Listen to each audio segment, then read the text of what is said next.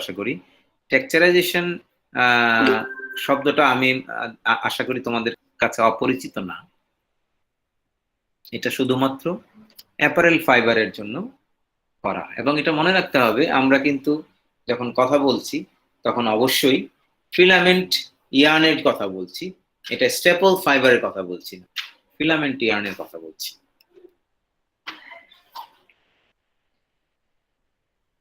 প্রথম প্রশ্নই হলো টেক্সচারাইজেশন বলতে আমরা কি বুঝি। তাহলে আমরা সেটাতেই যাচ্ছি। প্রথমে টেক্সচারাইজেশন বলতে আমরা কি বুঝি। ম্যানমেড ফাইবার যখন তৈরি করা হয় তখন ফাইবারটা কিন্তু থাকে স্ট্রেট ফাইবার।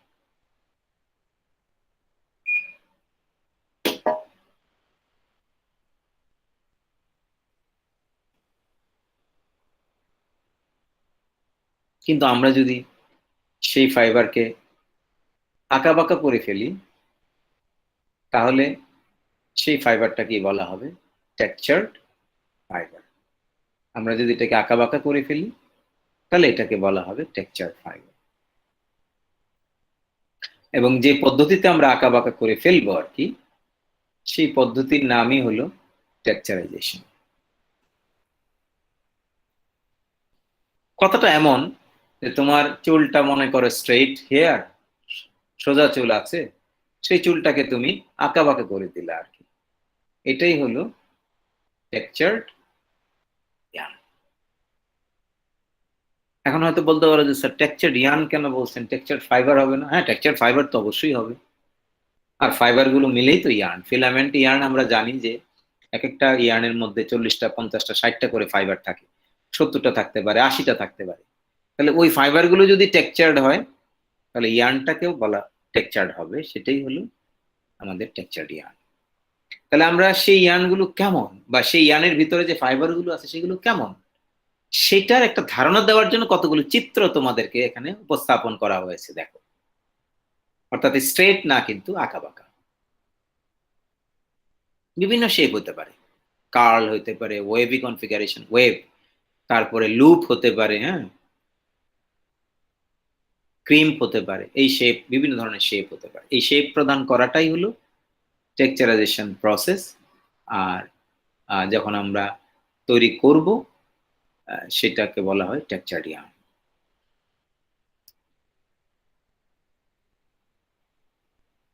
ওই যে কুকরানো চুলের মতো।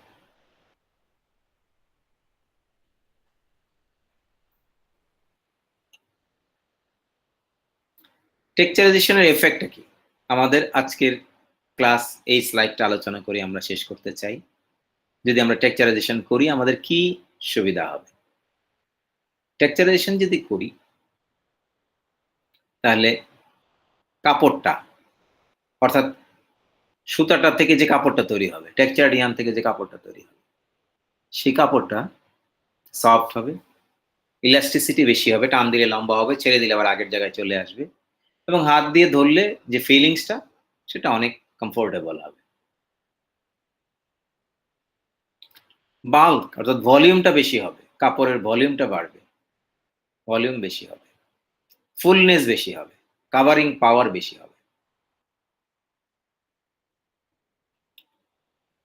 ওই টেক্সচার্ড ইয়ার্ন থেকে তৈরি করা কাপড় যদি পরিধান করো, ওয়ার্মটা বেশি হবে, অর্থাৎ শীতকালে যদি তুমি পরো গরম গরম লাগবে, কারণ টেক্সচার্ড ইয়ার্ন প্রচুর পরিমাণ বাতাস ধারণ করতে পারে, আঁকাবাঁকা যে বাতাস ধারণ করতে পারে, তাহলে ওই বাতাসগুলো ইনসুলেটর হিসেবে কাজ করে। আর ময়েশ্চার অ্যাবজর্বেন্সি বেটার হবে। স্ট্রেট যদি ফাইবার থাকে তাহলে তো ময়েশ্চার থাকার কোনো জায়গা নাই, অ্যাবজর্বেন্সি খুব কম হবে। আর যখন আঁকাবাঁকা হবে সেই জায়গাতে ময়েশ্চার ধারণ করার ক্ষমতাটা বৃদ্ধি পায়, এবং ওই ইয়ার্ন থেকে তৈরি করা ফ্যাব্রিক অ্যাবজর্বেন্সি বেশি হয়, ময়েশ্চার অ্যাবজর্বেন্সি হয়। যদি আমরা মনে করো ডাইং করি তখন ডাই স্টাফ অ্যাবজর্ব করবে বেশি, এগুলো বেটার আমরা পাবো। আমাদের ডাইং এর সময় হলো অ্যাবজর্বেন্সি বেশি হলে আমাদের সুবিধা আছে, ডাইংটা ভালো হবে। আর আমাদের যখন পরিধান করব তখন অ্যাবজর্বেন্সি বেশি হলে আমাদের কি সুবিধা পাই? আমাদের কমফোর্ট, অর্থাৎ আমাদের ঘাম শোষণ করবে। এটা কিন্তু টেক্সচার যদি না হয় তাহলে কিন্তু করবে না। কারণ আমরা ধরো ফর এক্সাম্পল একটা উদাহরণ আলোচনা করতে পারি, পলিস্টার ফাইবার, এটা ময়েশ্চার অ্যাবজর্বেন্সি কত? 0.4%। তাহলে ফাইবারের ময়েশ্চার অ্যাবজর্বেন্সি হলো 0.4%। কিন্তু এই ফাইবারটাকে তুমি যদি আঁকাবাঁকা করে দাও তখন সে কিন্তু ময়েশ্চার ধারণ করতে পারবে। তাহলে ফাইবারটা কিন্তু বাড়বে না, বাড়বে কোনটা? বাড়বে হলো কাপড়ের ময়েশ্চার অ্যাবজর্বেন্সি বৃদ্ধি পাবে। তবে দুইটা সমস্যাও আছে টেক্সচার ইয়ানের। মানে একটা হলো কি যে ঘর্ষণ প্রতিরোধ ক্ষমতাটা কমে যায় আর ময়লা হয় বেশি। এই দুইটা হলো আমাদের টেক্সচার্ড কাপড়ের সমস্যা।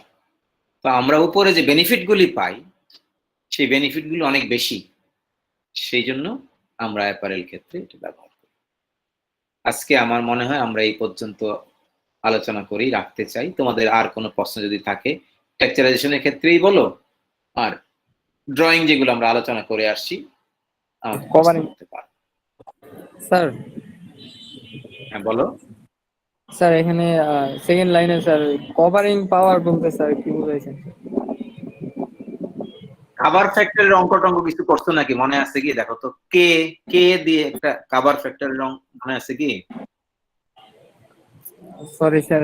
আমি বলি, আমি তোমাকে, এটা হলো কি, এটা তোমার কোয়ালিটি কন্ট্রোল যদি করে থাকো, কোয়ালিটি কন্ট্রোল তো আমরা ফাইবারের পড়াই, ইয়ার্নের পড়াই, ফেব্রিকের পড়াই, তাই না? গার্মেন্টস এর অনেকগুলো পড়াই আমরা।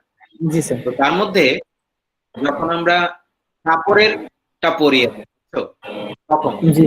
তখন কাভার পাওয়ারটা একটা ইম্পর্টেন্ট ইস্যু। এখন কাভার পাওয়ারটা আমি সহজ ভাবে যদি বলি এরকম, একটু চিন্তা করো, মনে করো তোমারই চুল আর কি, তোমার চুল হচ্ছে, তাহলে তোমার চুল দেখতে কি লাগবে? চুল আঁকড়ায় সুন্দর পরিবারই থাকবা। তোমার স্কাল্প তো বুঝতে পারছো না, মাথার অংশ দেখা যাবে কিছু, আবার চুলও দেখা যাবে। এখন তুমি যদি চাও যে আমার চুলটাকে আমি এমন করবো যে আমার মাথার যে স্কাল্প একটু দেখা যাবে না, খালি চুলই থাকবে, চুল আর চুল থাকবে, তখন তুমি কি করবা জানো? এটাকে কোকড়ানো করে দেওয়া হয়। চুলটা কিন্তু হেয়ার ট্রিটমেন্ট করলে, হিট সেটিং করলে তুমি কিন্তু কোকড়ানো করতে পারবা, তখন দেখবা আর স্কাল্প দেখা যাবে না। তার মানে কি, কাভারিং পাওয়ারটা তখন বেড়ে যায়, মানে তোমার চুল বেশি বেশি মনে হবে, ভিতরের শেপটা বোঝা যাবে না। হ্যাঁ, তোমার যে চুল মনে হবে কি বেশি, তোমার পাতলা চুল মনে হবে না, ঘন চুল মনে হবে তুমি যদি কোকড়ানো করো। তাহলে এবার আমরা যদি এই জিনিসটাকে অ্যাপ্লাই করি ফাইবারের উপর, আমাদের যে ফিলামেন্ট ইয়ার্ন, এই ইয়ার্ন তুমি একটা কাপড় তৈরি করলাম, মনে করো টেক্সচারাইজেশন করো নাই, তাহলে তুমি কাপড়ের দিকে তুমি মাইক্রোস্কোপ দিয়ে যখন তাকাবা দেখবা দুইটা সুতার মাঝখানে কিন্তু গ্যাপ আছে। কিন্তু যদি তোমার টেক্সচারিয়াম থাকে, টেক্সচারিয়াম তো বলছো ওই যে ফাইবার গুলো আঁকাবাঁকা আর কি, তখন তুমি কাপড় তৈরি করো, মাইক্রোস্কোপ দিয়ে দেখবা যে বা গ্যাপ অনেক কমে গেছে।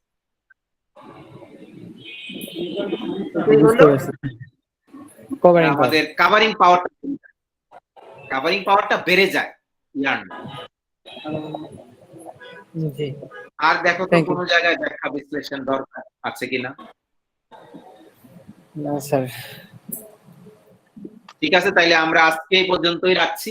ইনশাআল্লাহ আমরা নেক্সট ক্লাসে ফার্দার টেক্সচারাইজেশন সম্পর্কে আরো আলোচনা করবো। আর আমি তোমাদেরকে একটা জিনিস বলছি, তোমরা একটু তোমাদের সিআরের সাথে আলাপ করে আমাকে ক্লাস টেস্ট কখন দিতে তোমরা আগ্রহী আমাকে জানিয়ে দিবে।